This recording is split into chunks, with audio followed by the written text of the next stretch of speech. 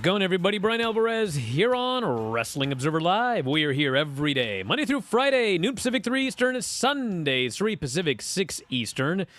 Streaming live sports byline, YouTube, Twitch. And it is Monday on this show, and you know what that means. We got a lot to talk about here today. Very, very busy weekend, and a lot of things coming up, particularly on today's show. Yesterday was NXT War Games. What did you think of this show? It had the good and the bad and the ugly. It was not a traditional takeover, but you know what? They didn't call it takeover. So if you're a fan of the NXT talent and WWE main roster shows, have I got the show for you? I'll give you the results of that show here today. Also, an update on Jeff Hardy. Very strange situation where Jeff Hardy was wrestling a match, and then he just left in the middle of the match. And he has since been sent home. We'll give you more details on that. We've got updates on Johnny Gargano, whose schedule or his contract is expired. And it's a very interesting story we'll talk about here. Shibata's got a big announcement. Jerry Lawler has re-signed with WWE. FTR is going to be facing the Rock and Roll Express coming up. I hope they do better than myself and Filthy Tom Lawler did. And in the final segment of this show, I'm very happy today to be joined by Jonah. The former Bronson Reed in NXT is going to be joining us on the show today. I just watched him 30 minutes ago absolutely murder this poor bloke on New Japan Strong. So we'll talk to him about New Japan and whatever we want to get into today, because there's a lot to talk about. That's coming up in the final segment of the show. So a lot to get into. If you would like to text us here today, 425-780-7566 is the phone number.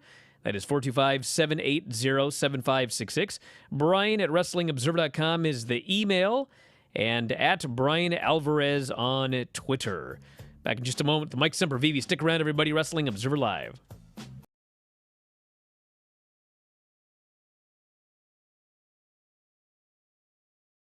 Hey everyone, it's Denise Salcedo, and I'm back with another trivia commercial break. It's been a while since we've done some of these, so this time I am quizzing you on how much you actually remember about what happened in AEW this year. Here is round one. Question number one. What match did not take place at AEW Revolution this year? A. Hikaru Shida versus Nyla Rose. B. Britt Baker and Maki Ito versus Rio and Thunder Rosa. C. Darby and Sting versus Brian Cage and Ricky Starks. Or D. Kip Sabian and Miro versus Best Friends.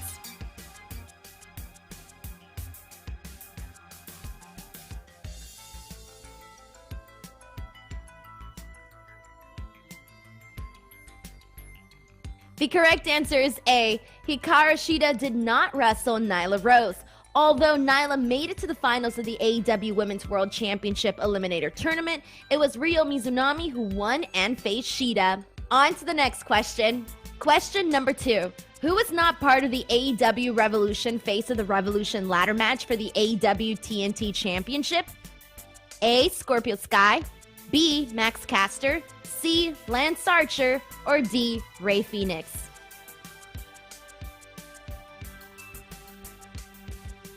The correct answer is Rey Fenix. He was not part of the Face of the Revolution ladder match.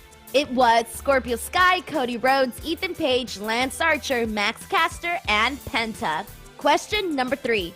Who did Adam Cole wrestle in his first ever AEW match? A. John Silver. B. Christian Cage. C. Jungle Boy. Or D. Frankie Kazarian.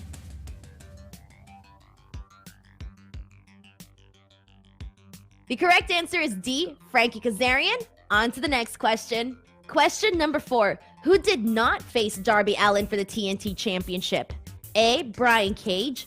B. Joey Janela. C. Jungle Boy. Or D. The Blade.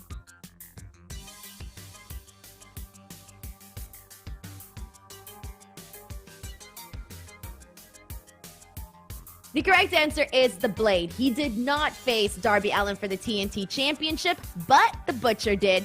On to the next question. Question number five. Who was Sammy Guevara's first AEW TNT Championship title defense against? A. Miro. B. Ethan Page. C. Bobby Fish. D. Shawn Spears.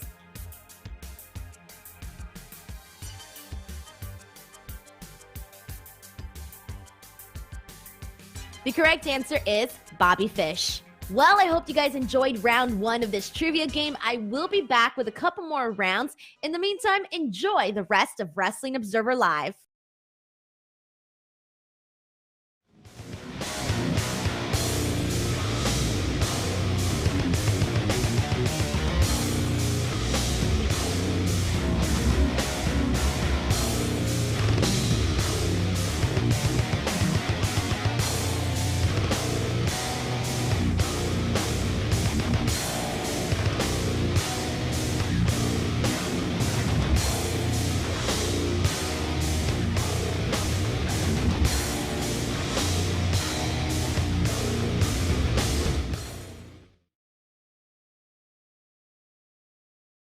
Bryan Alvarez here, Wrestling Observer Live. Mike Sempervive, also of WrestlingObserver.com, is noted in the opening segment. Jonah will be joining us on the program today, the former Bronson Reed. I'll be talking to him about a lot of different things. And yes, tomorrow is the big day, barring some whatever, because you never know what's going to happen on Observer Live. But Mike Sempervive will be co-hosting with Oreo the Orca, and we will be interviewing Danhausen. That is tomorrow here on Wrestling Observer Live. So get ready for that. That should be exciting. I don't know what I'm more excited for.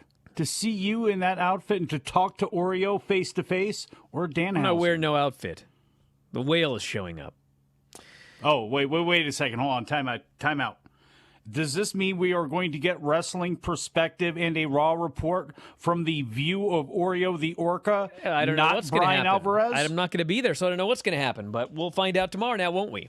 Now let's get into some important news here because this actually is a somewhat concerning story here. And we don't have a lot of details. Jeff Hardy was reportedly sent home following a match that took place over the weekend at a WWE house show. PW Insider reported tonight Jeff Hardy was sent home from the road, did not appear at tonight's house show in Corpus Christi, Texas. On Saturday, he was teaming with Xavier Woods and Drew McIntyre against the Bloodline, Roman Reigns, and the Usos at an event in Edenburg, Texas. He spent most of the match in the ring and was said to be more sluggish as the match continued. He reportedly made a hot tag to McIntyre and then walked out through the crowd, followed by security, and did not return to the ring after Woods and McIntyre won. Rey Mysterio replaced Hardy in the match on tonight's show. Hardy last wrestled on television November 26th on SmackDown. Last person eliminated in a battle royal to determine the next number one contender for the WWE Universal title. He was dumped to the floor by Sami Zayn, who ended up losing his championship match on this week's SmackDown. So I don't really have a lot to add. This happened. It was not a work, and I know there are people that are concerned for Jeff Hardy.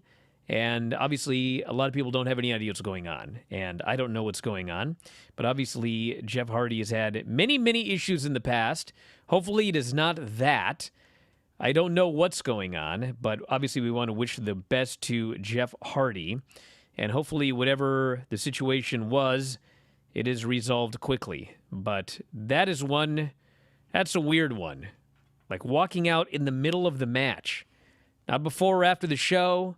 Not no-showing, doing the whole match, making a hot tag, and leaving. So I hope everything is all right there. I don't know if it's leaving as much as leaving through the crowd. You know, if something just clicked and you got sluggish as the match, whatever happened as the match went on, you know, to bail out of the ring and to go to the back, or, you know, okay, that makes some sense. For him to go through the crowd, that's where it's obviously leading, I think, more to what is really going on here. But the best to him, that's bottom line, is hopefully he is healthy, and whatever happened, hopefully it's, again, fixes itself quickly. Well, I don't want to say hopefully it's a concussion because I never want to see anybody get a concussion. But if he were doing a match and suffered a concussion, made a hot tag, and just left and didn't even know which way he was going, I mean, at least a concussion, you know, ultimately that's going to heal. Everything's going to be all right. So I don't want to talk any more about it because we don't know anything more about it, but it was very weird. Yeah, dehydration. There's so many things that it could be, but everybody, because of what's happened in the past, always looks to the worst. So hopefully there is no worst to this and everything is fixed quickly. So we'll talk about War Games in a moment, but Johnny Gargano will address his future on this Tuesday's edition of NXT. So, if you didn't watch War Games last night, I don't know what's going on with Johnny Gargano, okay? Let me repeat that. I don't know what's going on with Johnny Gargano. But I'm getting this feeling that he's staying with WWE. I could be 1,000% wrong, okay? But Johnny Gargano's contract expired, and he signed a short-term deal, which, and I could be wrong about this, but to my understanding, it was through the pay-per-view, which means his contract should be expired right now.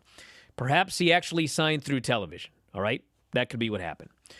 But I don't know if you guys are aware of this or not, but there have been a lot of people that have been fired, released from WWE over the past a couple of years now, and you know, a lot of them don't get a send-off. And they did the show, and it was literally part of the storyline that this might be the end for Johnny Gargano. And him and Ciampa were talking about it. This could be the end. Let's do this one more time. They were doing DIY spots during the match. The fans were chanting, "Thank you, Johnny." Now it turns out he's coming back on Tuesday to address his future. And if WWE were thinking, this guy's out of here, he's going to AEW, this is not in their wheelhouse. So it's possible that he is not leaving immediately. It is possible he's re-signed another deal. It's possible he's coming back to WWE. I mean, they certainly, one way or the other, they're not letting him on TV Tuesday if he's not under contract. It's just not happening. So I guess we'll find out. But all of this here is, I guess his extension expires on Friday. So he is under contract for Tuesday's show. But it is him coming on television to address his future. That to me is makes me think he might be staying. But we'll see. We'll see what he says on Tuesday. Yeah, I think so too. And I'd be interested to know what Candice LeRae's contract status is, because if he wants to take this down to basically being a coach, and I think, look, there's value in having Johnny Gargano there. He's been wrestling since he was, 16 years old or whatever it is. The guy's been around forever. He and Ciampa, if they are looking at them and going, or Triple H, again, look, it's not like Triple H is dead here. I know people want him to leave and start his own company or whatever nonsense people think Triple H is going to do, but he's still there, and those are two guys that those two and Samoa Joe, he's obviously got an affinity for, and there's plenty of other guys there. Your Steve Carinos, plenty of guys where they could assimilate in nicely into the system. Now, could they be fired at any time like everybody else? Yeah, sure. But maybe they look at the landscape right now, they see what's going on with AEW, and they go, hey, that's going to be there. Look, AEW is going nowhere. So maybe we go ahead and continue to ride this thing out because we are happy here, and my wife is under contract. And whatever. I can see him not being a regular character in NXT if he does stick around, because I don't know how much that body has. And I think that's the same way with Ciampa, too. At some point, we're going to see that torch pass to Braun Breaker, and I don't think he's going to have a foot out of the company. I think he's going to be there, too. Dude, I don't know if you guys remember this or not. There's a fella, his name was Daniel Bryan, and his deal was coming due, and he loved WWE. And he was very torn about whether to stay or go. And they very much wanted him to stay. And they even attempted to make a deal with New Japan so that Bryan Danielson could go work New Japan while working for WWE. I mean, they really wanted this guy to stay, and he really loved working there. And do you remember his last appearance? It was not there to address his future. It was not there to say goodbye and thank you. It was being choked out in the middle of the ring by Roman Reigns and left for dead. So we'll see what happens with Gargano. But yes, his deal expires Friday, so we'll see what he says on it Tuesday. We've got a couple of other quick notes here. Jerry Lawler has re-signed a new deal with WWE. So for what? I don't know. He's not really doing commentary, but pre-shows. Yeah, I guess he is doing pre-shows. Yeah. All right, well, he's re-signed for more pre-shows, so you can look forward to that. You see, I don't watch the pre-shows. Maybe I should as part of my job. No. But there's a lot of things I got to do as part of my job, and watching the pre-shows does not fall into those categories. Back in a moment with War Games. Observer Live.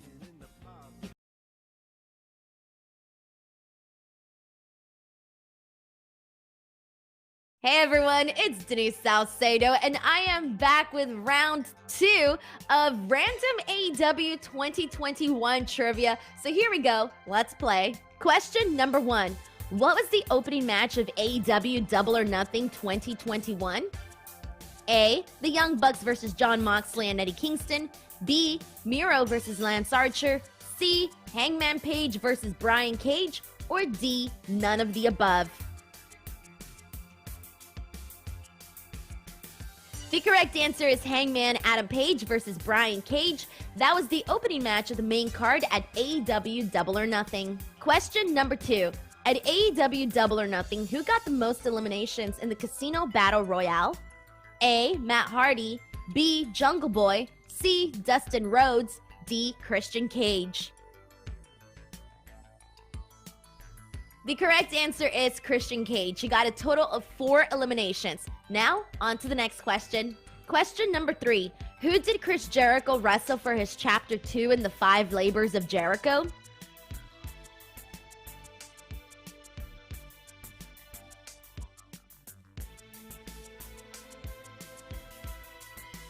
The correct answer is Nick Gage.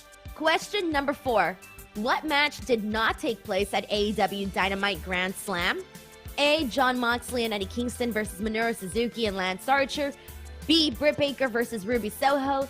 C. MJF versus Brian Pillman Jr. D. Sting and Darby versus FTR.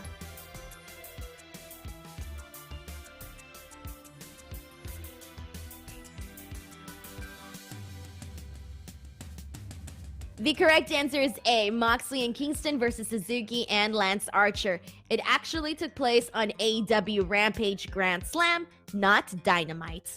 Question number 5. What was the first main event of the first AEW Dynamite of 2021? A. Wardlow versus Jake Hager. B. Kenny Omega versus Rey Fenix. C. Darby Allin versus Brian Cage. Or D. Pac versus Eddie Kingston.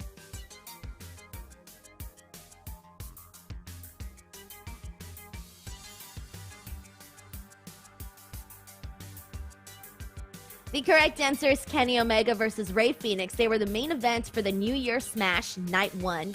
Well, as always, I hope you guys had a good time playing these trivia games. Enjoy the rest of Wrestling Observer Live. And before I go, I do want to remind you all not to forget to check out my show, Speak Now Pro Wrestling. I am live Tuesdays, Wednesdays, and Fridays covering NXT, Dynamite, Rampage, SmackDown. So make sure you guys head on over to youtube.com, F4W Online, or you guys can also watch here on Twitch.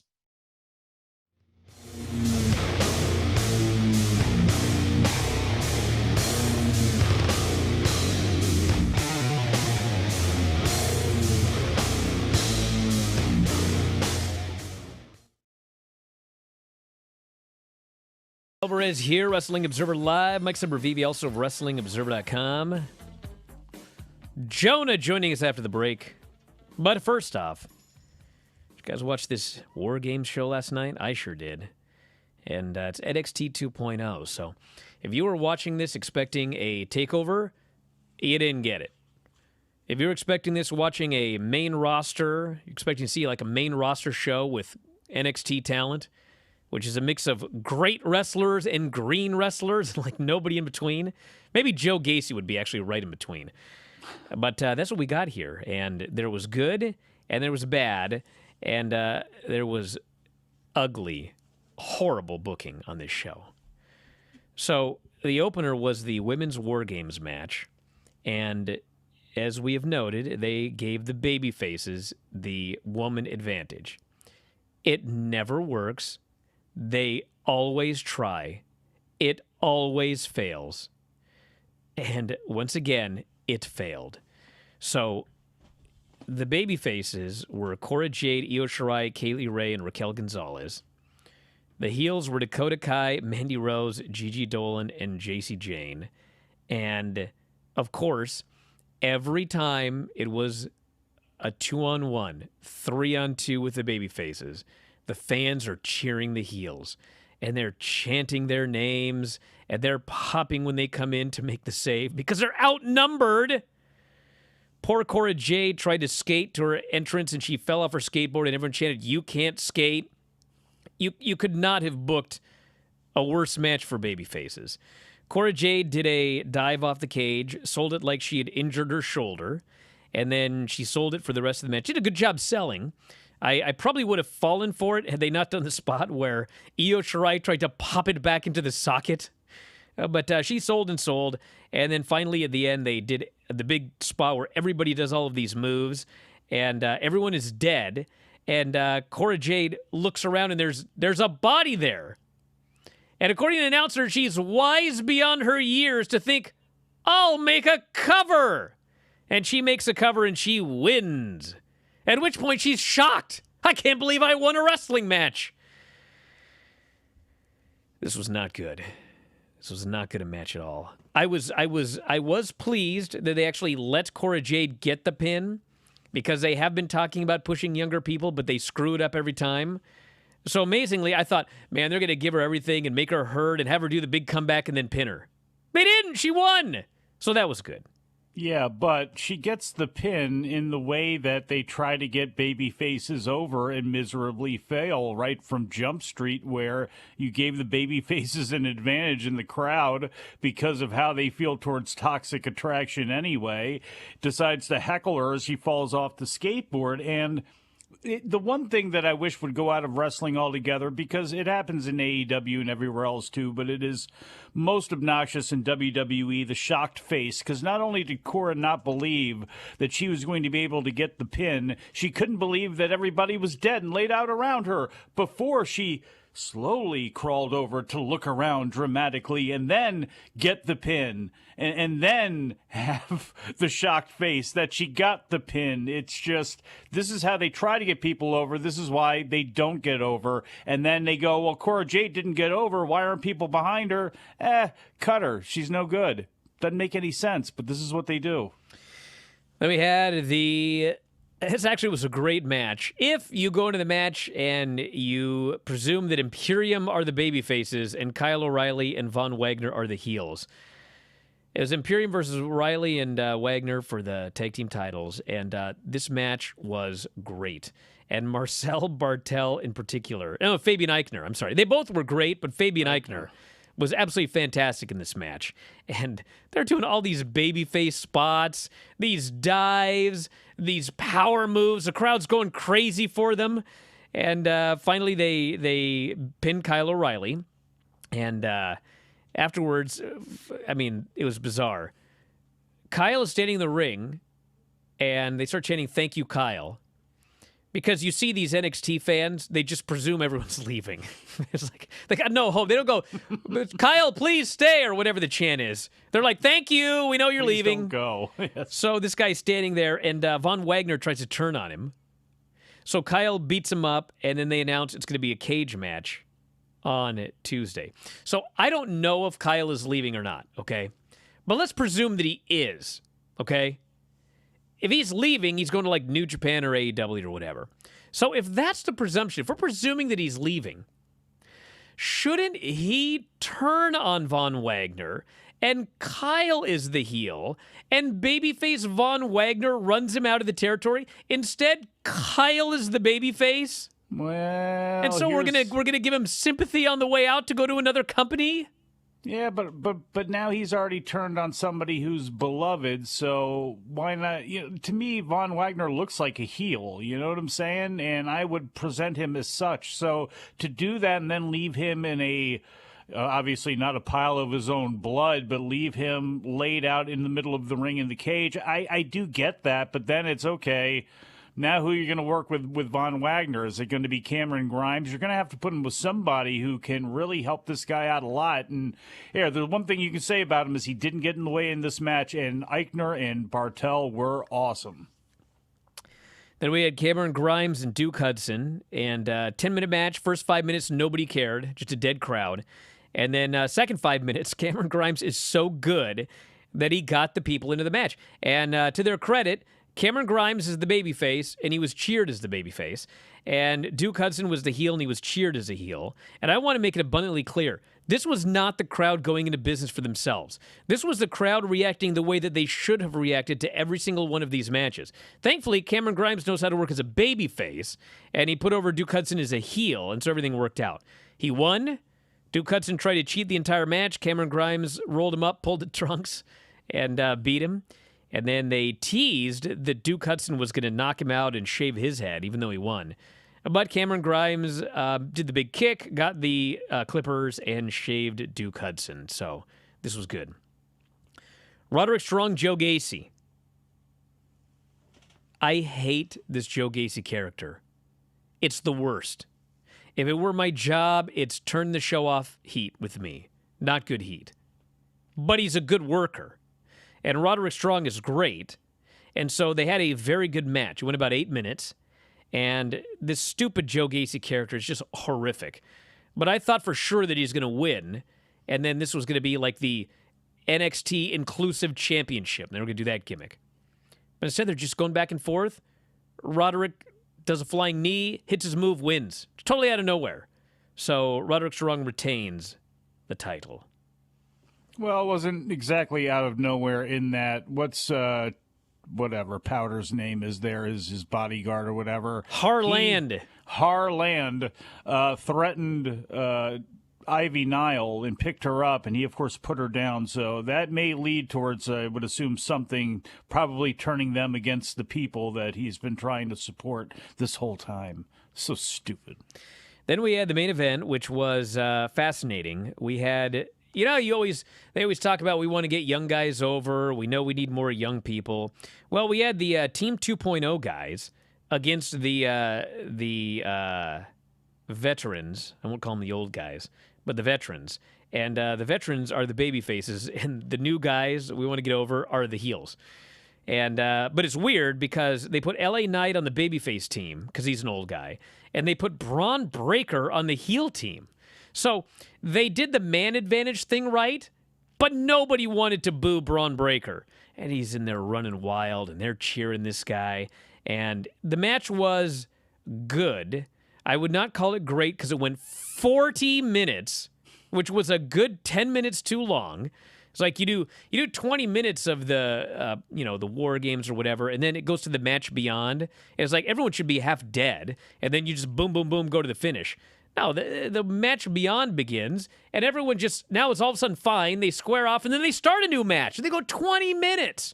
So it was way too long for me. But the finish was good, and that was Tommaso Ciampa was going for his finish, and he gets speared in mid-move by Braun Breaker. Braun Breaker hits him with the Goldberg press into the power slam and pins him. So the young guys won. Braun Breaker, who's obviously the biggest star of the NXT 2.0 crew, he pinned Tommaso Ciampa. So he's probably on his way to another championship match, which presumably he'll win. But the match was good. I'm not going to take anything away. Everyone worked hard. It just did not need to be 40 minutes. I don't fault any of the workers here on this show. I fault whoever put these matches together in terms of trying to structure a competent match. 4 of them actually, and one of them was my favorite match on the show, the Imperium Kyle O'Reilly Von Wagner match. And that one I can at least sort of understand because, yes, Imperium were pushed as the baby faces, but if Kyle's leaving, I don't think they want him massively cheered. And Von Wagner was going to turn.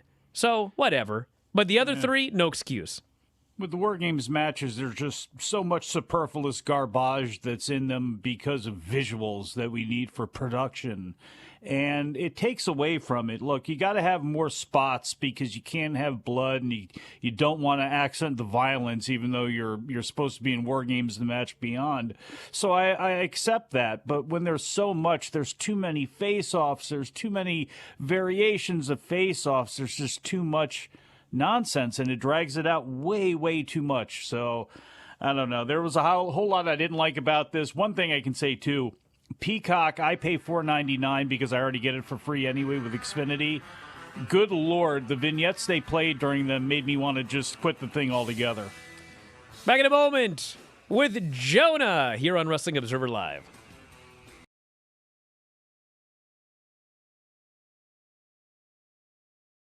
What's up, guys? It's Denise Salcedo, and I am back with the final round 3 of AEW Random 2021 Trivia. So here we go. Enjoy. Have some fun.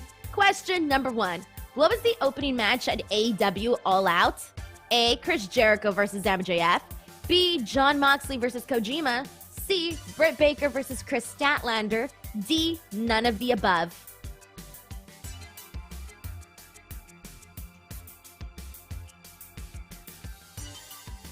The correct answer is none of the above. The opening match was Miro versus Eddie Kingston at AEW All Out. Question number 2. How many matches, including the buy-in, took place at AEW All Out? A, 8, B, 9, C, 10, D, 11.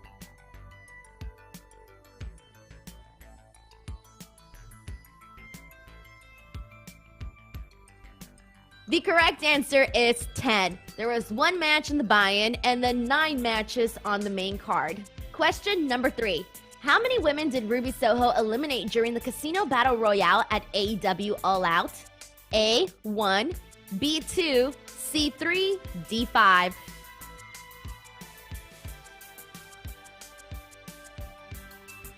The correct answer is 1. Ruby Soho came in as a joker, and the only person she eliminated in the match was Thunder Rosa for the win. Question number 4. Who did CM Punk wrestle at AEW Rampage Grand Slam?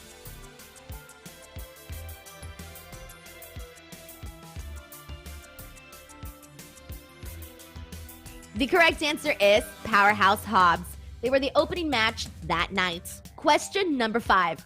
At AEW Rampage Grand Slam, the Lucha Brothers teamed up with Santana and Ortiz to face off against 4 other guys in an 8-man tag team match. But who were the other 4 guys?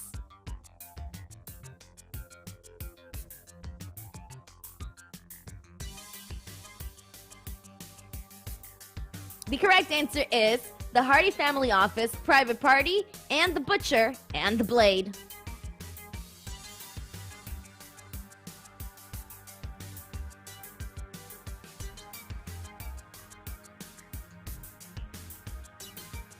Well, I hope you guys enjoyed all 3 rounds of random AEW 2021 trivia. If you guys did, go ahead and let me know. You guys can always tweet me at _Denise Salcedo. Additionally, I invite you all to check out my show, Speak Now Pro Wrestling. I am live on Tuesdays, Wednesdays, and Fridays, both on F4W Online's Twitch channel and YouTube channel.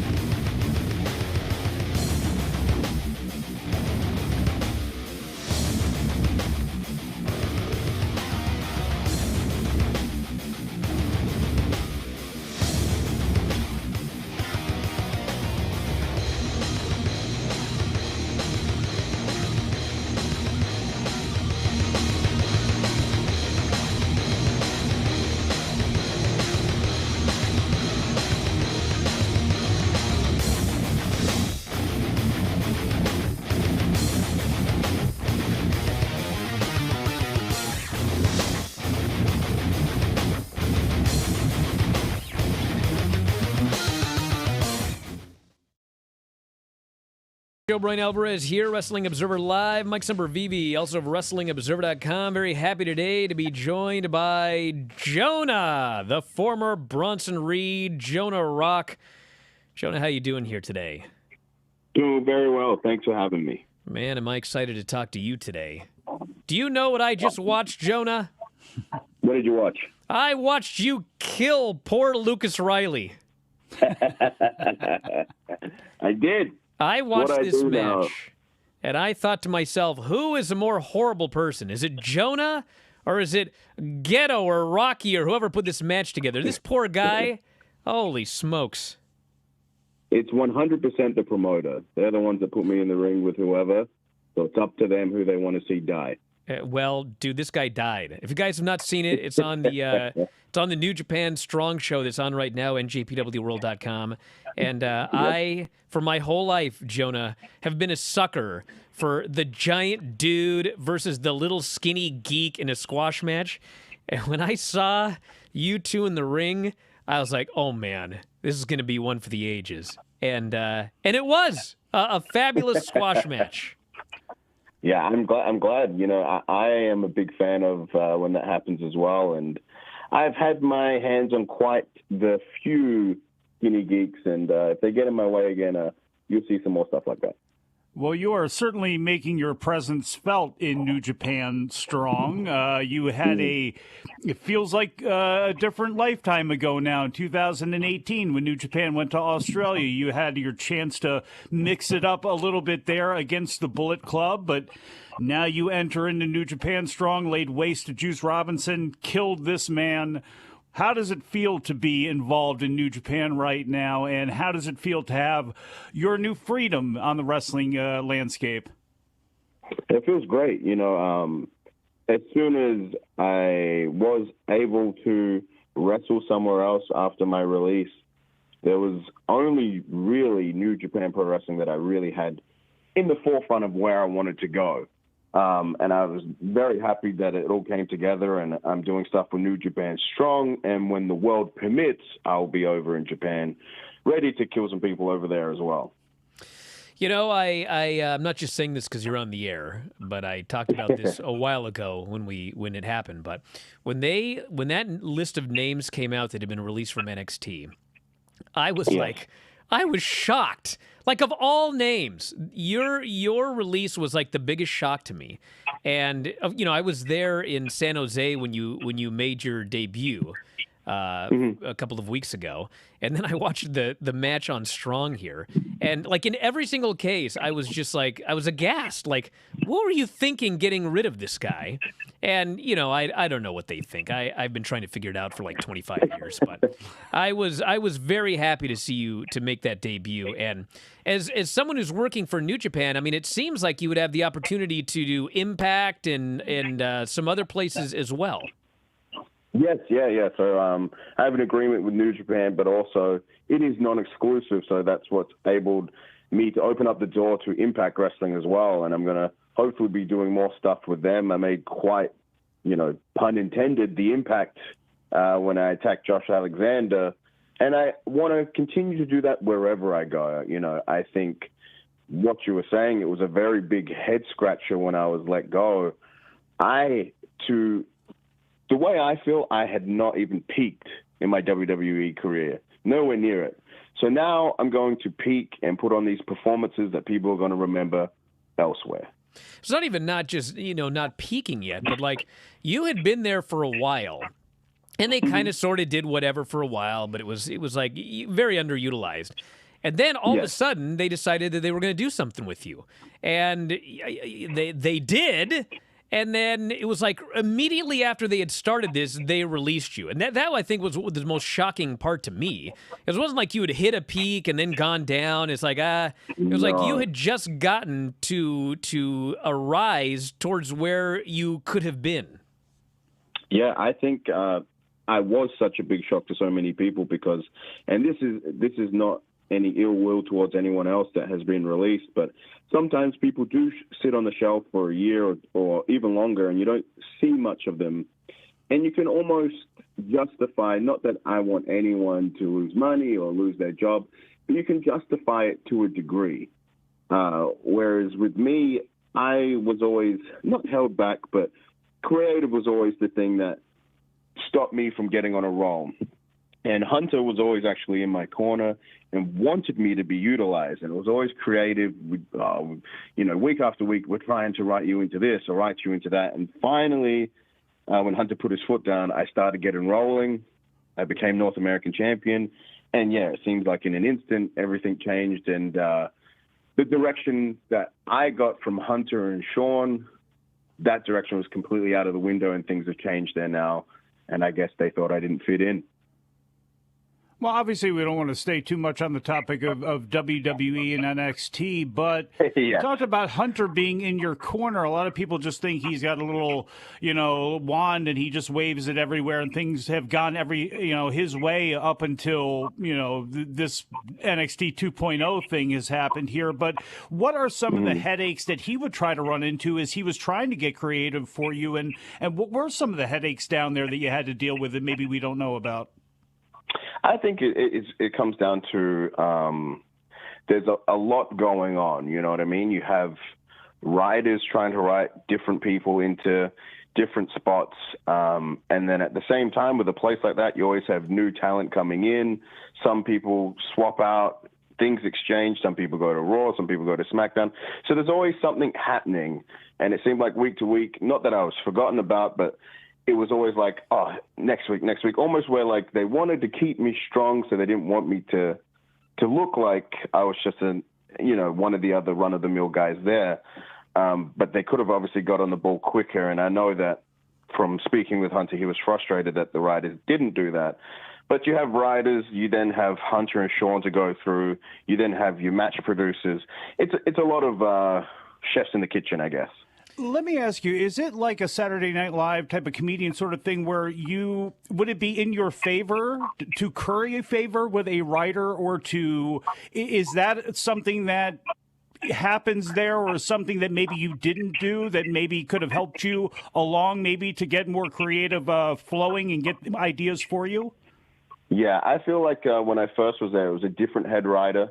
He then ended up leaving, and when the new team sort of came forward, that's when I was more utilized. I feel like some people buddy up to writers or stuff like that. And of course, you want to be close to these people because you're working with them creatively. And the type of performer that I am, I always want to put in my input. I can't just copy and cut and paste what I do. I like to be creative. So it does pay in people's best interest to get on with these people, but I found things started working best for me once myself and Hunter, and I had a great relationship with Sean as well. Once I was on board with those guys, like that was where things took off. So prior to going to WWE, I mean, you worked all over the place for over a decade, and never in New Japan. And then after being released, like the first thing you do is you work for New Japan. So what prevented you from going to New Japan prior? What changed after your release? Was there anything? And how long have you been a fan, like regularly watching their shows? Yeah, I've been a fan of New Japan Pro Wrestling since I was a teenager. Probably around 13 years old was the first time I saw New Japan Pro Wrestling, and it was Jushin Liger, and that made me a fan instantly. But I was also a huge fan of a company called Pro Wrestling Noah, and that's sort of where I got my first taste of Japanese wrestling as an actual pro wrestler. So I wrestled in Australia for maybe 5 or 6 years before I actually got a contract with Pro Wrestling Noah. And I worked with them in 2013, 14, and 15. So I had I'm a very loyal pro wrestler. So where I am, I'm very loyal to that company. Same as I just was with NXT. I was with Noah as well. I obviously would love to work with New Japan, but I wanted to keep my interest there. Then obviously time goes on. I get signed to WWE. I now get released from WWE, and I feel like it's the right time for me as the top dog to go into New Japan Pro Wrestling. Now, you worked, I don't want to say exclusively in Australia, although maybe it was, but you were mostly in Australia for the first 5 or 6 years of your career. And, that's correct, yeah. You know, it's very hard to be a regular in any of the major promotions if you're living in Australia. So yeah, very much. When you first started, I mean, was it always your goal to be a full-time pro wrestler? Or for the first few years, was it kind of, well, you know, this is fun, but I like my job or whatever? How would you classify your first few years? My goal was always to be a full-time pro wrestler. There was nothing else I ever wanted to do in life. You know, since I was a little kid, my earliest memories of life are actually watching WrestleMania. So I've always wanted to be a professional wrestler. And when I first started in Australia, 2007, the scene wasn't something that you could make a living off of. You could get paid here and there, but you were never going to make a living. So I wanted to try and do that, and I saw Japan as the best avenue because it's probably the closest. No one was really going to fly Australian wrestlers from one side of the world all the way to America to have one shot or a couple of shots a weekend. It just wasn't viable for people, and I understood that. So that's how I got my contracts in Japan, and I started working from there. And then years later, I actually did have promoters in PWG that would fly me all the way from Australia to LA. What was that first WrestleMania that you remember? Just out of curiosity. You're a young man, so I need to hear this. I am a young man, but it was WrestleMania 2. Hulk Hogan and King Kong Bundy in the cage. For some reason, as a kid, like I used to have all these tapes because my uncle was a huge wrestling fan, so he would borrow tapes from the Blockbuster. Because you weren't born yet when that match happened. That happened before you were on the earth. Oh, yeah, it did. But that's my earliest memories of sticking that tape in. And I don't know if it was the blue cage or something about maybe Hogan's ribs being taped up, but I remember that vividly. Well, man, if you think about that match, I mean, that your whole career has been Hulk Hogan and King Kong Bundy. Yeah. It has to a degree, yeah. I like to think that I am in the same vein of the King Kong Bundy or Bam Bam Bigelow. So when did you first start getting tapes of non-WWE programming? I mean, were you a WWE guy up until mid-'90s, or when did you discover there was other stuff out there? Yeah, I was a huge WWE guy until I want to say around 97 is when I first discovered WCW as a kid. I would have only been like 9 years old. But then I was a big WCW and WWE fan. Up until I was 13 was the first time my friend showed me a clip. I don't remember what website or where it came from, but it was a highlight video of one of the first Ring of Honor shows. And I remember seeing that and being like, what is this? And from there, we found clips of then Japanese wrestling stuff like Jushin Liger, FMW Hayabusa, and one of my favorite wrestlers of all time, Kenta Kobashi. And that completely changed the way that I viewed professional wrestling, and I became a huge wrestling nerd throughout my teenage years. Well, stand by. We're going to head to a break. Back in a moment with more Wrestling Observer Live.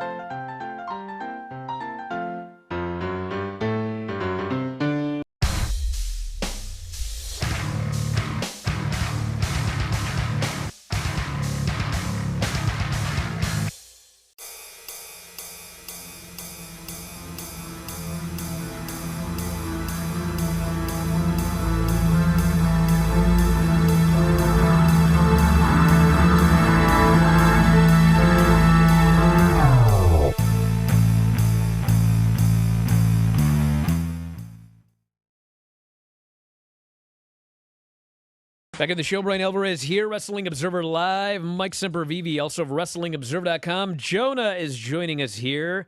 If you want to see Jonah kill somebody, well, this coming Thursday at the Vermont Hollywood. Tickets still available. New Japan Strong presents Nemesis. That's coming up on Thursday.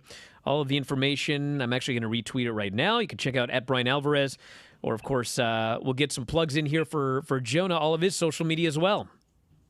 Yeah, you can follow me at Jonah is here on Twitter and Instagram, the best places to find everything that is Jonah, and you'll be able to find stuff like merchandise and stuff on there as well. So hopefully at some point down the road, we'll be able to check you out here, and hopefully someday actually in Japan once this place opens up again. Yeah. Not sure when that's going to be, but at some point. That's what I want. I want to be the future champion in New Japan. I want to be in the same vein as the 300-pound plus guys like Vader, Scott Norton, and Bob Sapp. I'm going down that line. I'm that modern-day beast. Very quickly, what do you think about a G1? I'd love to do it. That's something that's on my bucket list, and hopefully I get that ticked off in 2022. Well, listen, I want to thank you so much for doing the show today, and best of luck with everything. As noted, the show's coming up on Thursday. You can also check out New Japan Strong on njpwworld.com. All of the New Japan shows go up there. They got tons of archives. If you want to see the match we were talking about earlier, NJPW Strong, or New Japan Strong on njpwworld.com, so check it out. And Jonah, thanks so much, and hopefully talk to you again soon. Thanks for having me. And we're out of time, everybody. Thanks for listening. We'll talk to you again next time. Wrestling Observer Live.